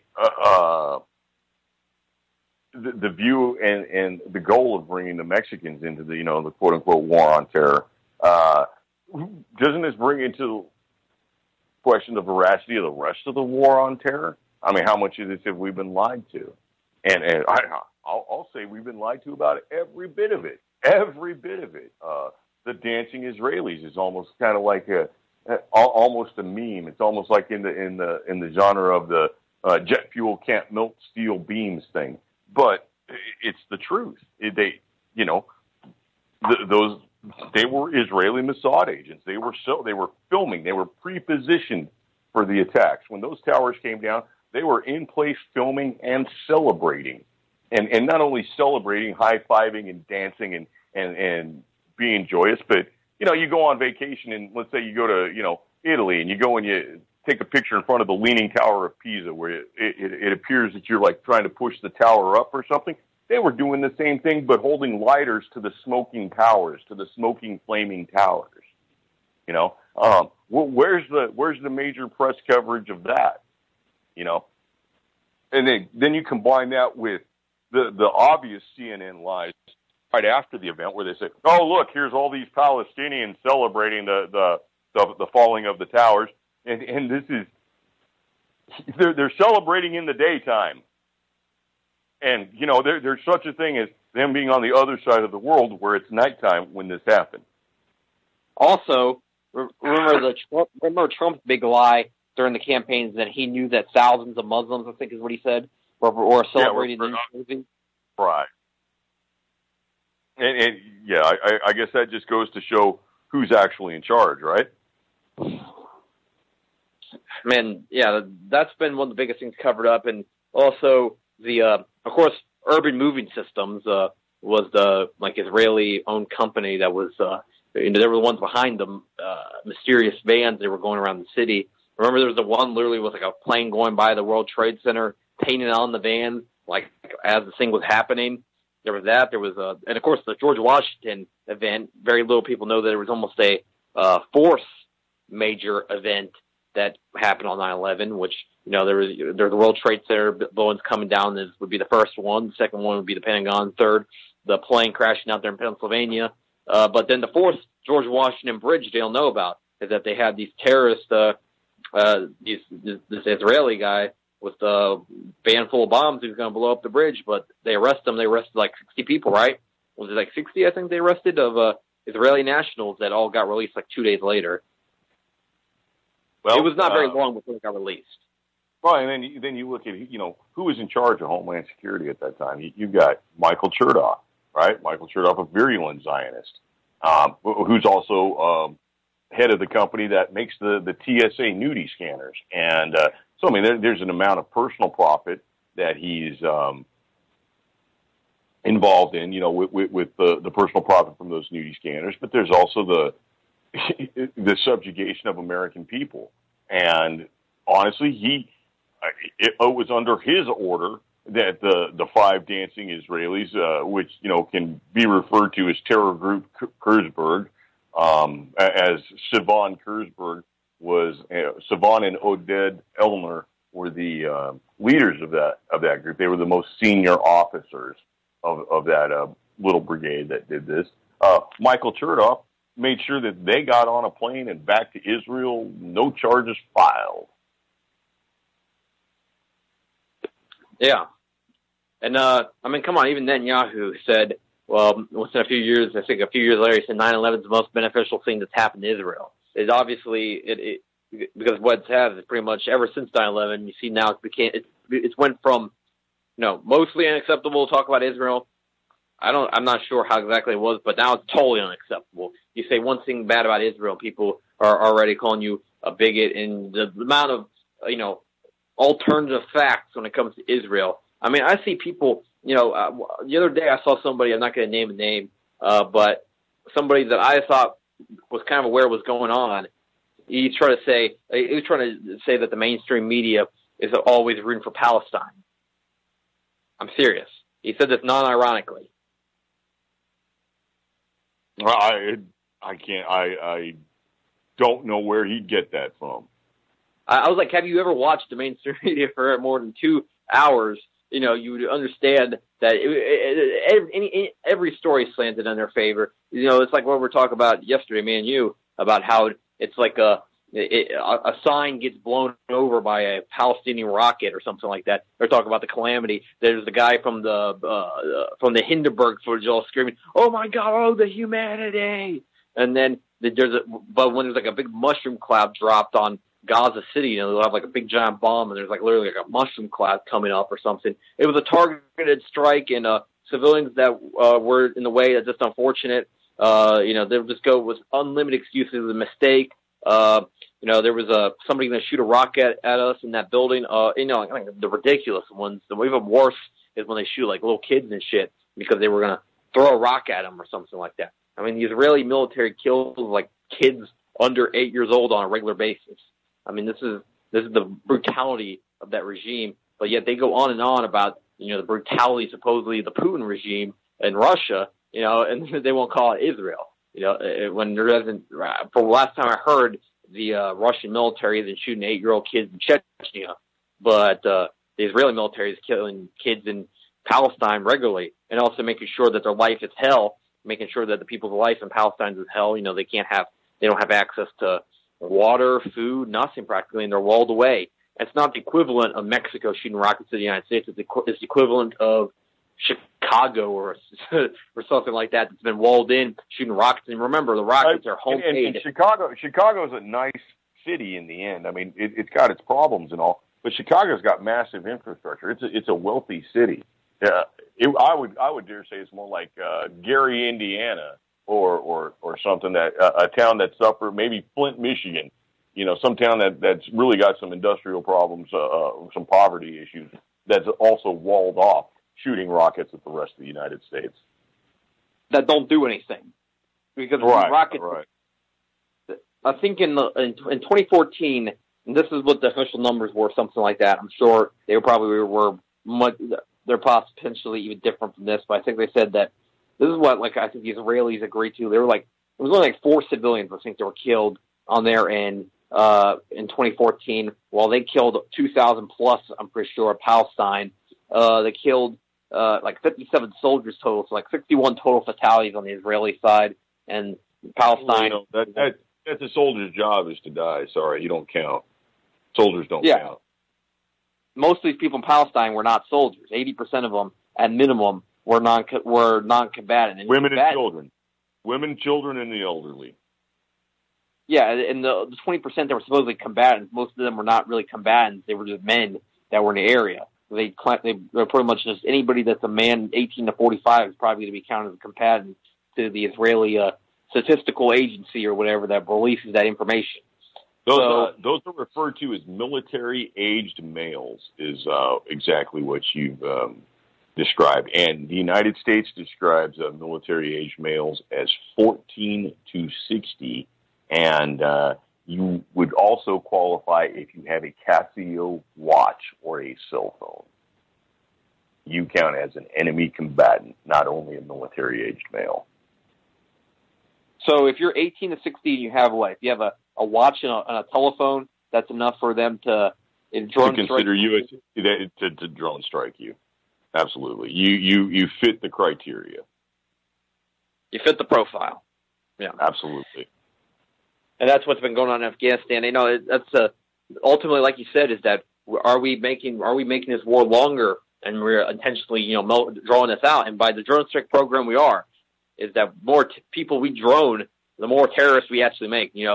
That makes more terrorists. I mean, but these people aren't really, not really terrorists. They're not, all of a sudden inspired by, is the terrorist ideology. A lot of these people are just pissed off that you just killed their uncle, you just killed their dad, you killed their son.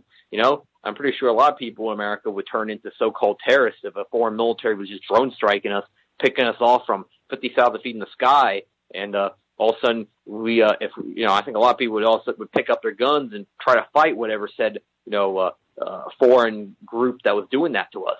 And that's what's happening over in Afghanistan. I mean, the drone strike program is so illegal to, international standards of decency. It is it's killed, this war in Afghanistan has killed hundreds of thousands of people. In Iraq, I think some estimates go up to 1.8 million people. So if people try to fathom how many fucking people that is, 1.8 million, that's like taking the population of, it's like trying to take the population, almost the entire population, I think, of Chicago, and just wiping them out. That's how many people, every single person in Chicago wiped out. That's about roughly the higher estimates of the Iraq. And that was that was 3 years ago I saw the number 1.8 million in Iraq. Because I think they were counting not just people that were directly killed by drone strike or bomb or stuff like that, but they were also counting, people that died from depleted uranium, got sick and died from that. Remember Fallujah, we used depleted uranium against them. We used depleted uranium in 90. We've done the modern equivalent of salting the earth in Iraq and Afghanistan. I mean, we've guaranteed 6-7 generations of mutated children there. I mean, that's the ultimate knife in the back to the enemy right there. Whether you win or lose, you're going to have retarded kids. And so it's I mean, that's just so malignant, nefarious. I can't think of really a strong enough adjective to describe just how, horrific that is. But that's how it is. And they're already starting to do a lot of the same to Syria. I'm pretty sure the rebels have done a lot of the same. I don't know if they've resulted in uranium yet, but they've used a lot of chemical weapons and stuff like that. A lot of these chemical weapon strikes you're seeing are being done by the rebels, which are American backed. And, they're trying to whitewash a lot of the evidence, and they're trying to blame this. They all the time will blame the government for the chemical weapon strikes in Syria, but they often have no proof. They never provide solid proof.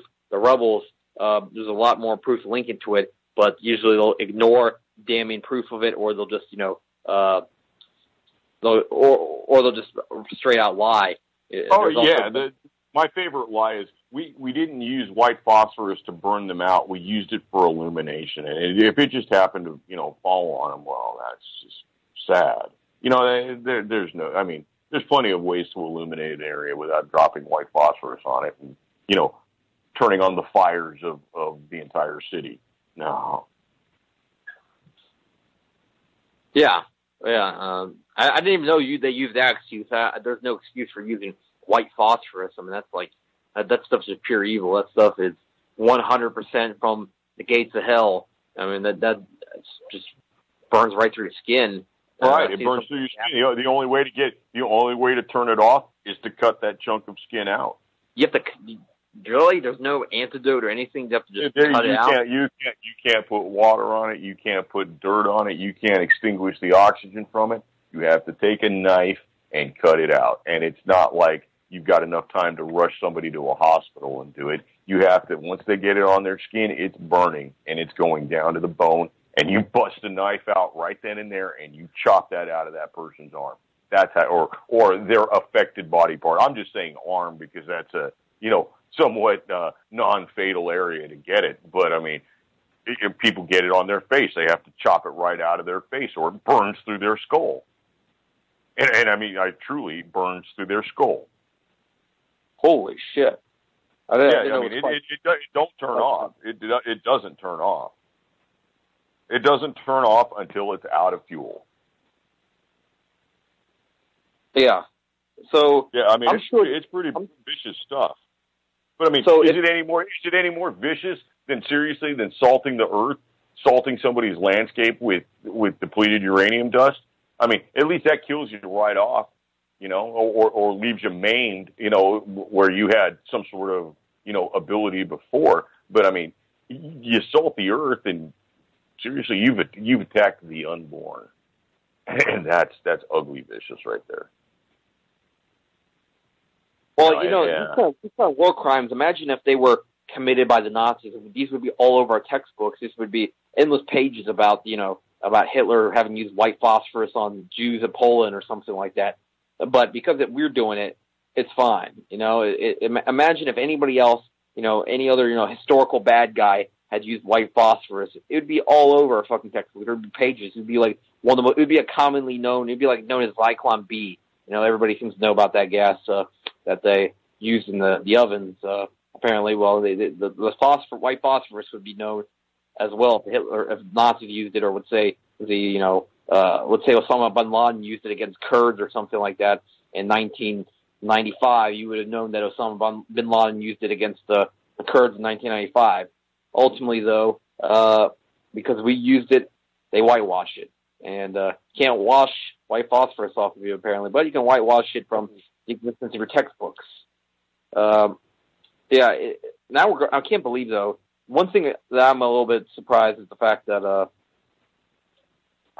I would think that after 16 years of war, that people would finally start to. I think there'd be a lot of outrage. I thought Americans were a little bit more awake than that they would just accept blindly. After 16, 17, next year will be 17 years of being in Afghanistan, 26 total. Next year will mark the time that the first soldiers hitting boot camp have lived their entire life in the war on terror, and their entire life during the war in Afghanistan. Yeah. I mean, well, we already have soldiers in there. They don't know how to think any otherwise. You know, this is what they know. You already have soldiers. You already have soldiers now for a few years, actually. I don't remember 9/11. I mean, because now you still have a person 18 today. So that, let's just say that they theoretically turned 18 or today, so they were born on 99, September 8th, 1999. They were two years old when it happened. Yeah, right. They were just so two. We're in that position now, and you know, a quote that I like is, "Those that can make you believe in absurdities will have you commit atrocities," and I see that occurring right now. Yep. Well, yeah, the Middle East is just a litany of atrocities, and there's more happening in Syria, and if they ever go to Iran, more is going to happen in Iran. I actually fear it's going to get worse in Iran because they're going to have to pull out their entire arsenal to stop, in order for them to take down the Iranian regime, because they're no Iraq. That's a serious military. I think that's why they've been dicking around for a long time, and they haven't went straight to Iran yet, because they know that's one military that could be the end of the United States military's conquest in the Middle East. I think that the Iranians it would be a quagmire. I think it would be a stalemate and a quagmire, and it would lead to a lot of... Man, you know, I think stepping into Iran is the biggest goddamn mistake we could ever make. I mean, just look at the Iranian population right now. You know, like a good 70 to 80% of their male population is under the age of 30. And why is that? Because all their dads died in the Iran-Iraq war. They're a fiercely nationalist nation. They will not put up with, you know, quote unquote, the great Satan coming in and messing with them. And, you know, talk about the insurgency in Afghanistan being a tough nut to crack. Any kind of insurgency that would happen in Iraq or in Iran would be 10 times what it was in Iraq and Afghanistan. Definitely. I said it would be. You'd have everybody out there fighting you, not just, you know, military-age males with Casio watches and cell phones. Yeah, Iran's fiercely nationalistic. Yeah, they lost over 1 million in Iraq. Well, the Iraq-Iran. And then with the whole Iran thing, I mean, you know, what's the fear that Iran is going to have a nuclear bomb, a nuclear bomb? That Iran has been working on a nuclear bomb, and they've been 6 months away from a nuclear bomb for the last 26 years. Yet North Korea, you know, ends up with, what do they say? The last estimate I heard was they had 9 nuclear devices, and they got that in 8 years' time. I don't believe that at all. And I mean, never mind the fact that the loud voice bringing attention to, you know, Iran's alleged attempt to obtain a nuclear device is the country that has a reputed 300 to 411 nuclear devices, depending on which, you know, fairly legit source you look at, and that does not participate in the IAEA. They are not part of the Nuclear Non-Proliferation Treaty. They do not abide by international norms. No, they do not. They got theirs illegally, and people forgot that Israel actually helped the South African military get nuclear weapons back in the 80s, back when there was the apartheid regime. Right, and they performed an above-ground nuclear test after the entire world had said, okay, we're not going to have any more above-ground nuclear tests. They detonated one in the South Atlantic. You can look it up. It's called the Vela incident, VELA. And what it is a couple of American satellites that are up there to look for nuclear flashes. 4 of them detected this nuclear flash in the South Atlantic, and it was written off as a glitch in these, you know, billion-dollar machines that we trust for everything else, but they had a glitch at this time because it could possibly implicate the Israelis. When did this happen? What year did that happen? The Vela incident? I'll look that up. I can't look it up on my phone because the last time I went off of Skype for more than 20 seconds, it closed down on me, but that's why I've been able to look.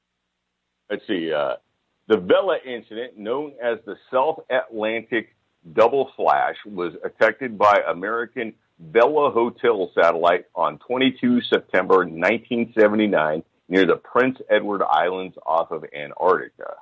The most common theory among those who believe the flash was of nuclear origin is that it resulted from a joint South African-Israeli nuclear test. This topic has been highly disputed. This topic may be highly disputed, but you don't trick American nuclear detection satellite. It doesn't matter what anybody else says. You got 4 American satellites that detected this. That's not a glitch. 4 satellites do not glitch all at the same time with the same thing. I mean, unless, the Israelis are suspected.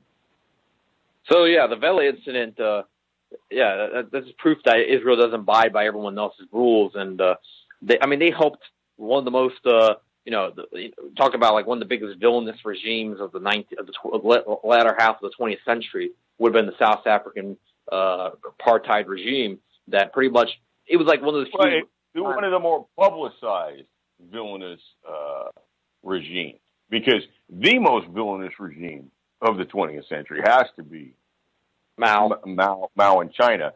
But at the same time, Mao and China are ignored, and Stalin and his purges are ignored. We pay all the attention to Hitler. Another person who's absolutely ignored, and I dare say that 95% of Americans don't know who he is, would be King Leopold and the 15 million Africans he killed in the Congo,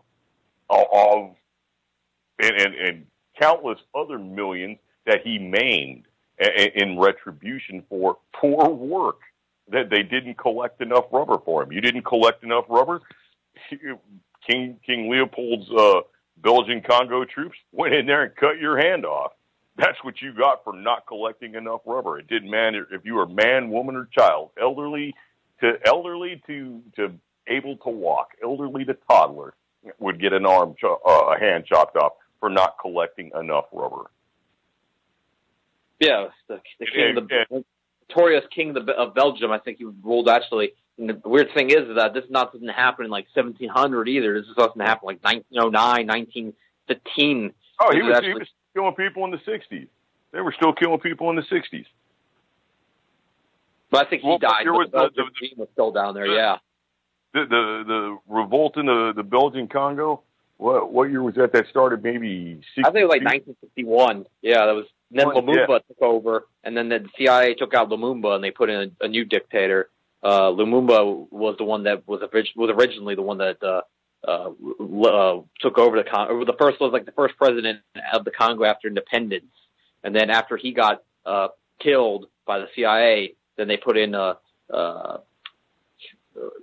forget what his last name's Seiko, but I don't know what it's like. Mobutu Sese Seko was his name. But they always Mamuto, I think, is usually what they refer him to, like often for short. Yeah, but yeah, that guy took over, and he was a total. He wasn't the best leader to say the least. I mean, it was a CIA plant, so yeah, that place hasn't had the best history. There was also another European guy that probably people don't know about, Cecil Rhodes, too much, and he killed like 10 million Africans minimum. He was English, and he was in search of diamonds. Yeah. And, it's actually, people don't realize his influence is that the Rhodes Scholarship is named after him. Zimbabwe was renamed Rhodesia after him. And it was actually remained that way all the way up to 1980, remained Rhodesia under British control until Mugabe took over after independence. He's been the president ever since independence. But, yeah, Rhodesia pretty much Zimbabwe lost their identity. They suffered under terrible colonial rule, and Rhodes killed like 10 million Africans. Some people say way higher than that. He pretty much was and his quotes, the stuff he says were pretty chilling too. I mean, Cecil Rhodes was a stone cold killer, and it was just thinking about purely resources and money. But we don't hear about it in history books. They don't talk about King Leopold nor Cecil Rhodes or the other colonial kings that killed a lot of people in Africa. There wasn't just those two. Because you have to remember, before 1913 Africa, almost the entire African continent was colonized by one of the European powers, either mainly France and Britain, also Belgium. They had like only a couple, and they were very brutal to their few colonies, and that was where King Leopold was the king of. And there was Italy had a couple. They had Libya. They had a few other. Portugal had a few going down. Spain, practically almost everyone had a piece of the pie. Germany had like 2 colonies, really so pale in comparison compared to what France and Britain had. I mean, Britain at one point controlled 25% of the planet, about 1920. They had 25% of the land of the total territory of the planet was British. They're the world's largest empire in history. What was the saying? The sun does not set on the British Empire. Yeah, I think that's meaning that they had property everywhere in the world where the sun shined. Yeah, they had 25% of the world's territory. They had India. I mean, for crying out loud, they had, and also before that, it was like they lost a couple big pieces. It seems like they would like lose some pieces and then they would gain some bigger pieces. It's like they and we don't even talk about like what the British. You could easily call it a genocide in India. I mean, they basically starved those people out for 40 years. The British robbed the wealth of the Indian farmer, and I mean not necessarily to grow opium either. I mean they took their rice, they took their fruit, the farmers grew it, and the British government took it and exported it overseas. While the people who grew it starved, and I mean truly starved, like skinny, emaciated Ethiopian-looking guys. And I believe that you take all these things into consideration, and I find this general obsession with Hitler and the Nazis, and asinine, ludicrous, moronic stuff. I mean, people have never opened up a history book. Their entire history consists of watching Schindler's List. Or Schindler's List and Saving Private Ryan. That's all they got to know about history. Well, yeah, a lot of people. I mean, the history class. It's funny, in history class we actually watched Saving Private Ryan for like the last. That was like a week or two of class actually towards the end of the year. That was like kind of like a treat or something, I guess. We watched that, and we never watched Schindler's List, but it's ridiculous. It's like. It's almost like a Saturday Night Live skit. It's how bad our education, when it comes to social studies, becomes economics and world history, and a lot of the social studies is just terrible at the high school level. And these people know nothing if they're going to base it on just their textbooks, and I know they don't pay attention even to that. So people have been so dumbed down nowadays in many regards. I mean. They said they're trying to tell us that average millennial smarter and stuff like that. I don't buy that shit. I mean, I hate to say that. I'm not trying to be mean to them. Well, I don't believe the average millennial is smart. Honestly, the average millennial is woefully undereducated, and especially about the things that they are most vocal about. And we can go back to like this millennial crowd of Antifa and so-called progressives and all that. The ones screaming loudest for the change of the system to, equality and communism and socialism. I dare say that 99% of them have not read George Orwell's Homage to Catalonia, which is like the seminal text on anything having to do with any sort of socialist revolution. That is something everybody should read that to understand, like, the mindset of the communists. Or the mindset of the socialists. It's a book about basically the leftist side of the Spanish Civil War in the 30s. I just want to make sure that you're not trying to. Is that the average Antifa person though? They're not screaming for. They're screaming for buzzwords. But see, that's the problem right there. The average Antifa person is not the norm, but the average protester and the average leftist espouses the same thing that Antifa is shouting and screaming in their uneducated rage. There's no difference between them when they're saying that. They may not be black mask and black hoodie and throwing bike locks at people, but they espouse the exact same thing, and that may be due to ignorance and undereducation and I don't think people actually call it the season retarded. of reproduction. I've had the season of mean of reproduction. That was a meme, but no, I meant the season of means of production. I don't think too many people are calling for that to be to be totally fair. I don't think people are actually calling for full out communist revolution or anything like that. A lot of people are just pissed off at Trump and stuff like that. And yeah, they're inadvertently might be sharing socialist stuff on the web and that kind of thing. But here's the thing: is that I think that the threat of socialist or communist is non-existent, because ultimately our government is totalitarian. They've gotten it to where it is. It's not like it could get any really much worse. It's not like there's going to be a Bolshevik revolution in this country and all of a sudden they're going to take over and start genociding the reaction. Well, they've already figured out that path doesn't necessarily work.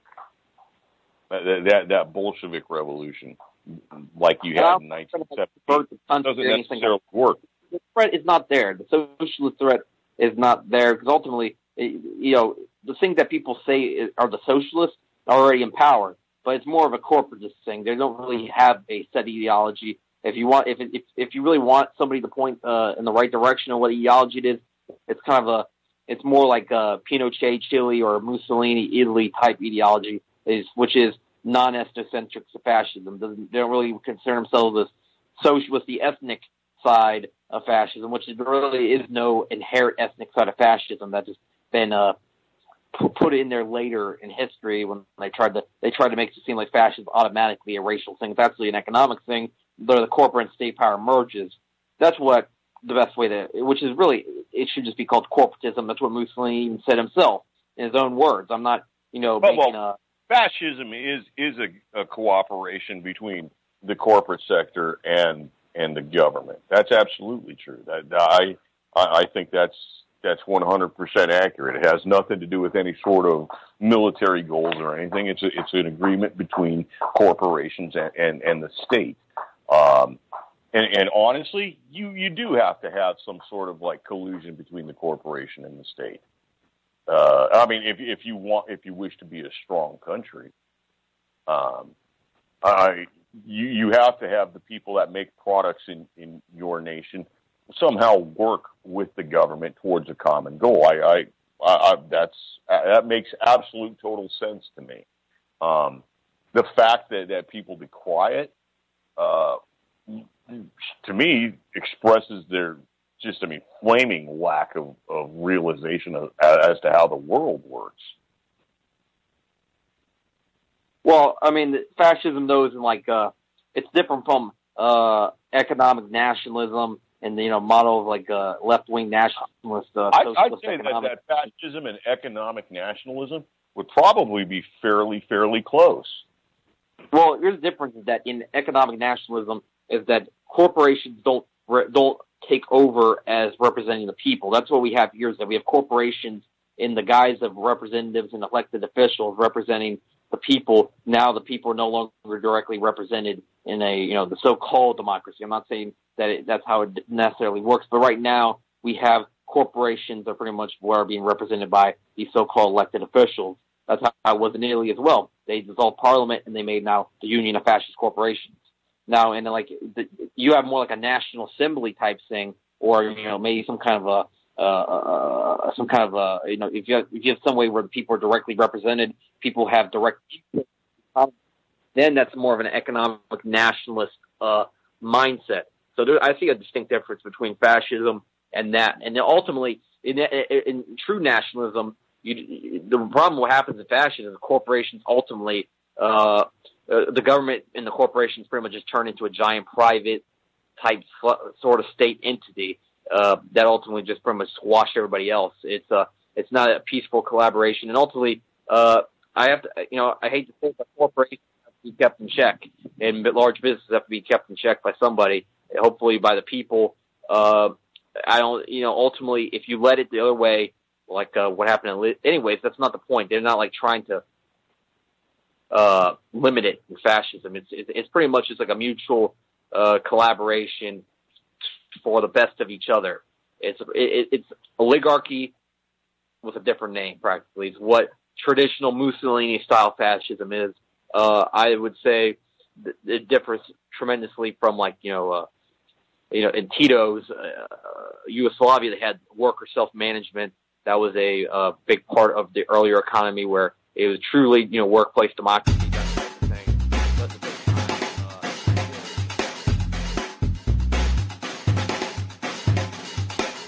This is JJ Inc. from Against the Wall.